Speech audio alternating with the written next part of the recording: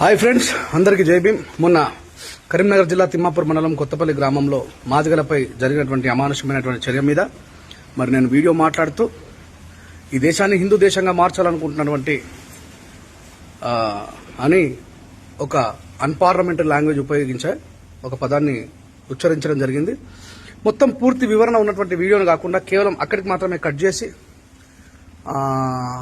హిందువులను తిట్టిండు రెంజర్ల రాజేష్ అని చెప్పి హిందుత్వంలో ఉన్నటువంటి మానవతావాదుల మనోభావాలు గాయపరిచిన అని అక్కడి వరకే వీడియోను కట్ చేసి మరి సమాజంలో శాంతి భద్రతలకు విఘాతం కల్పించే విధంగా ఆయన మాటలు ఉన్నాయని చెప్పేసి బీజేపీ ఐటీ సెల్ వాళ్ళు దాన్ని ట్రోల్ చేయడం జరిగింది. బీజేపీ ఐటీ సెల్ వాళ్ళకి శుభాకాంక్షలు.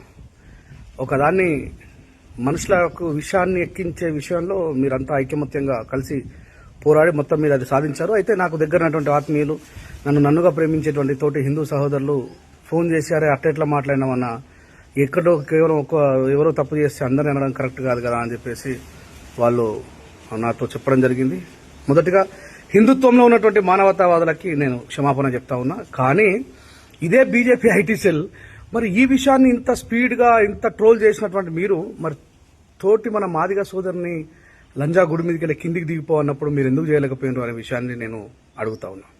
అట్లాగే మళ్ళా ఇన్ని సంవత్సరాలు ఏ దళిత ఎస్సీ ఎస్టీ బీసీ మైనార్టీల కోసం అయితే నేను పోరాటం చేశానో, మాదిగ సహోదరులు పోయి నీకేం అవసరం రా నువ్వు మాలోడివి అని చెప్పి నన్నే తిట్టడం, మాలోళ్ళు పోయి నీకు అవసరమా, నీకు మస్త్యా అని చెప్పి మాట్లాడడం. అరే ఇదంతా కూడా సమాజం గమనిస్తుంది. మీరు చేసినటువంటి చర్య ఎట్లాంటిదో అనేది తొందరలోనే సమాజానికి తెలుస్తుంది.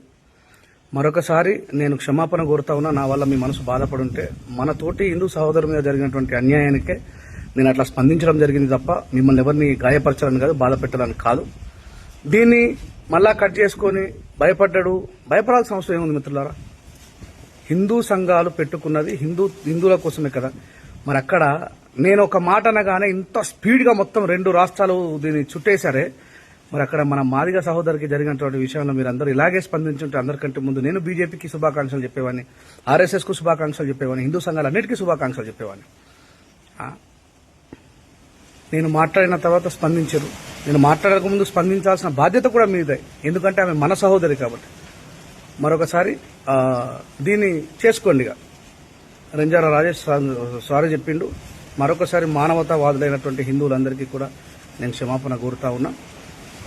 ఈ దళిత దళారులు తమ్ములారా, ఎవరైతే నాకు ఇప్పటి వరకు మద్దతుగా మీరు నిలబడ్డారో మీ అందరికీ నేను చెప్తా ఉన్నా, ఈ దళిత దళారులని తరిమి కొట్టకపోతే, ఈ దళిత దొంగలని ద్రోహులని తరిమి కొట్టకపోతే రేపటికి మీకు భవిష్యత్తు ఉండదు.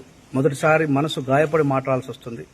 వాటెవర్, శుభాకాంక్షలు. బీజేపీ ఐటీ సెల్ వాళ్ళకి అబద్దాన్ని ప్రచారం చేయడంలో చాలా అద్భుతంగా పనిచేశారు. మీకున్న ఐకమత్యం దళితులకు లేకపోవడం విచారకరణం. మరొకసారి మానవతావాదులైనటువంటి హిందువులకి క్షమాపణ చెప్తున్నాను. Thank you very much.